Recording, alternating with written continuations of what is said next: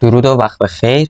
بریم سراغ ادامه تحلیل دامیننس بیت کوین می‌خوایم تحلیل کنیم، بعدش هم بریم سراغ دامیننس تتر، بخوایم یه جنبندی کلی نسبت بهش داشته باشیم، ببینیم چه اتفاقاتی را پیش رو خودش داره. این روندی بود که من واسه دامیننس بیت کوین کشیدم، گفتم که اگه ابر بیاد این روند رو بشکنه ما میتونیم دید نزولی رو ببینیم. فعلا توی هفتگی داریم میبینیم که کندلا بعد از ریجکت شدن از اسپن آ که یک کندل قرمز ریجکت شده، کندل بعدی ثبت شده، فعلا خوردن به کیجنسه و فعلا دارن از همونجا هم ریجکت میشن و ببینیم که میخوان ردشون کنن یا دوباره بیان داخل ابر، دوباره که بیان داخل ابر رو اینجا رنج بزنن و بخوام بشکنن و به پایین برن. این دیدیه که توی هفتگی میتونیم نسبت بهش داشته باشیم. لول پایین ما اینا خیلی داریم. روند کدیمون سعودیه، یه گپی افتاده، اسپن آر به پایین داره حرکت میکنه، یکم دهانشو کوچیک‌تر کرده، ولی روند کدیمون فعلا سعودیه. اینجا بازه ها و لول هایی بود که من کشیده بودم واسه اینکه اگه اینجا رد کنیم ما میتونیم نزولی بشیم. اومدیم خوردیم ریجکت شدیم، ردش نکردیم. فلت خطوط کیجنسن 6393 و اسپن بی رو داریم میبینیم. اینجا یه لول داریم که مهمه، اینجا هم که یه لول بوده خورده، اینجا دقیقاً برخورد داشته به اینجا برای به بالا داره حرکت میکنه.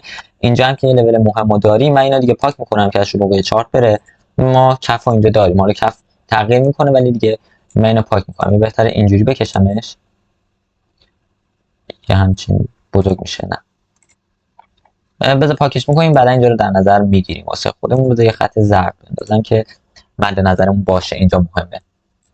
دید کلیمون ما اومدیم اینجا یه پول بک زدیم، دوباره داریم رو بالا حرکت میکنیم. روند سودی بخوام بگم ادامه داره، هنوز مشخص نیست، حجم نداریم، باید اینجا رو بشکنه. بعدش هم با لول بالاتر اینجاها داره که بخوایم برخورد کنیم. اگه همراه با حجم باشه اینجا رو میشکنیم و رو به بالای حرکتی رو خواهیم داشت، ولی فعلا دید کلی نداریم نسبت بهش. اینجا ما کف هفتگی سقف هفتگی داریم، اینجا هم کف ماهیانه سقف ماهیانه داریم.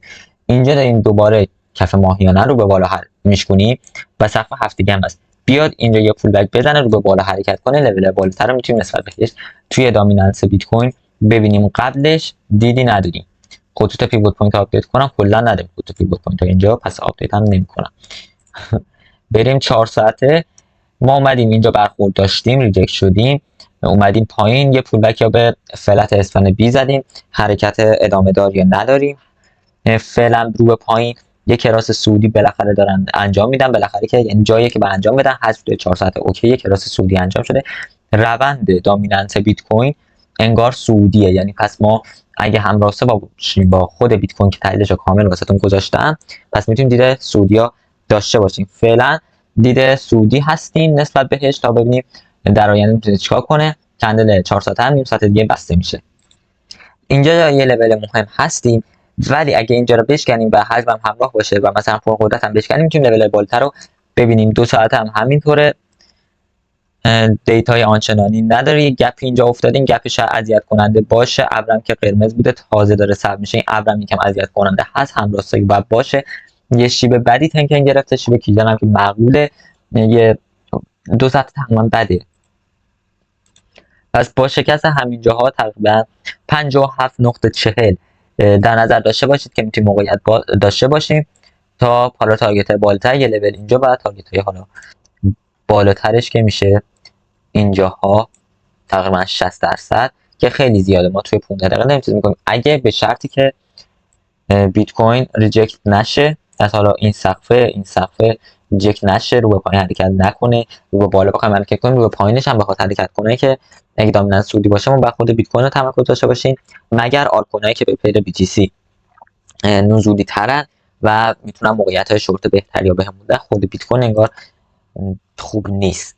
هفتگی رو بخوام توی دامیننس تتر نگاه کنم، کلیات هفتگی یه دید نزولی داریم، یه شیبی خطوط برداشتن ولی خب یه فاصله افتاده، کندل صدی که زده شده یه شده رو به بالا زیادی داره، فشار نزول بیشتر داره اینجا مشاهده میشه واسه ما. دید کلمون فعلا نزولیه تا زمانی که حالا یا کیجن فلت بشه ما بخوایم تا اینجاها دوباره یه حرکت داشته باشیم به پایین بریم، یا نه بخوایم بیایم بالا برنج بزنیم ما رو به بالا حرکت کنیم. دو تا سناریویی که توی هفتگی میتونیم داشته باشیم که توی روزانه یکم بیشتر معقولانه تره واسمون. اینجا خطوط رسیدن به کندلا دارن، این ناحیه بازی میکنن، باید 60-93 هم برسن به شرطی که بخوام روند سعودیمون رو داشته باشیم، بعد این خطوط هم برسن. ما اینجاها یه رنج بزنیم اینجاها دیگه یک کراسی انجام بشه، کراس سویچ اب بهتره بگم نه کراس، یک کراس سویچ اب اینجا انجام بشه، خطوط هم دیگه بیان کانال رد شن و ما اینجاها دیگه این نواحی 4.44 یا حالا 4.50 دیگه بخوام یه روند سودی یا روی دامیننس تتر شروع کنیم میتونه اوکی تر باشه.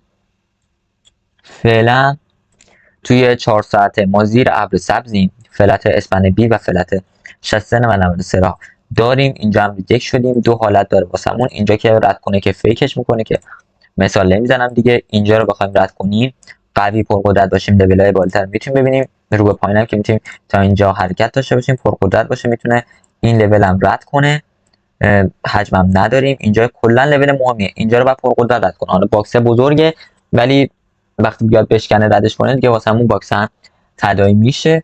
1 ساعته لول پیوت پوینت قبلش مشخص کنم واسه لانگ و شورت تا یه چیزی رو در نظر بگیریم. این S1 من یه کوچولو بیارمش پایین تر که توی اون نره. این S2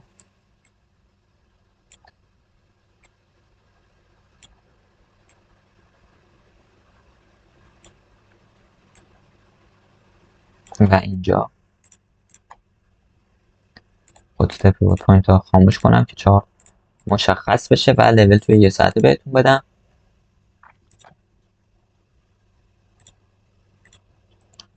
لول توی 1 ساعته بعد از همین نقطه 4.01 بعد از همین حالا محدوده میتونه واسه ما خوب باشه و واسه شورت هم بعد از 3.88 اگه دقت کنید من این لول رو از قبل کشیده بودم، هنوز همون بازه داریم حرکت میکنیم، تغییر آنچنانی نسبتا نداشتیم، حجم ایندکس هم داره کم میشه. اینم باید لحاظ کنیم که باید با حجم همراه باشیم، خطوط بیان کراسشون رو انجام بدن که در اینجا کراس انجام میدن، ابر داره دهانش کوچیک‌تر میکنه و میخواد سویچ انجام بده، خب اتفاقا نباید بیفته و همراهی کنن، اینجا رو بشکنه ما میتونیم رو بالا حرکت کنیم. و حالا موارد دیگه تارگت ها هم اول این دو تا پیوت پوینتمونه، بعد سقفمونه، بعدش هم حالا اینجا ممکنه یه شادو زنی کنه واسه شورت هم که داریم میبینیم این پیوت پوینت ها و بعدم کف هفتگیمون. این شد کلیات دامیننس تتر و دامیننس بیت کوین که بعد بهتون نشون میدادم واسه این هفته دید کلیات داشته باشید نسبت بهش. یه بار دیگه هم بخوام روزانه نگاه کنم یک کراس سودی انجام دادیم ولی کندلا زیر خطوط هستن، بخوایم حرکت سودی داشته باشیم بعد اینجوری نوسان داشته باشیم رو به بالا حرکت کنیم، چون اینجا که یه فلت بزرگی داریم، اینجا یه فلته که یه محدوده میشه واسه ما، اینجا محدوده میشه که سخت رد کردنش، پس بر رنج بزنه و از اینجاها بخواد رد شه رو به بالا حرکتی داشته باشه. فعلا کراس سودی حجم نداریم، این کراس میتونه نزولی هم بشه رو به پایین بریم، شرطش اینه که کندلا رو به بالا بشکنن، در غیر این صورت نه ما حرکت سودی نداریم، به شرط اینکه کندلا بشکنن کراس سودی هم همچنان برقرار باشه و خطوط هم بیان پایین تر، اسپن آ رو به بالا میره، اسپن بی هم به پایین بیاد یا حداقل نزدیکتر بشن، به سرعت سویچ انجام بدن و حالا غیره که تو ادامه هفته بهتون نشون میدم که چه دیدی ها میتونیم داشته باشیم. چون یه گپی هم بین کندلا و 6093 افتاده، نسبت کندلای سبزم زیاد شدن توی این روند نزولی، فعلا که داریم رنج بشیم شادوها زیاده، بادی‌ها کوچیکه، هیکنشی هم بخوایم نگاه کنیم به همین صورت دید آنچنانی بهمون نمیده، پس باید منتظر بمونیم. ولی فعلا دید رنجی رو داریم، نه سودی نه نزولی، قدرت سودش به ظاهر بیشتر به شرطی که سودی باشه و حالا دید نسبت بهش بگیریم که سودی بشه. این شد تحلیل دامیننس بیت کوین و دامیننس تتر، امیدوارم واسهتون مفید بوده باشه. اگر تحلیل خوشتون اومد حتما لایک کنید، اگر نظری انتقادی دارین توی کامنت واسه من بنویسین، اگه دوستان کنی یا واسهتون بررسی کنم واسه بوران حتما توی کامنت ها یا توی تلگرام اوشین حالا اونجا پیامتون رو بذارین. اگرم کلا تحلیل خوشتون اومد میتونین دیسلایک کنین. امیدوارم روز خوبی پیش رو داشته باشید، موفق و پیروز باشید.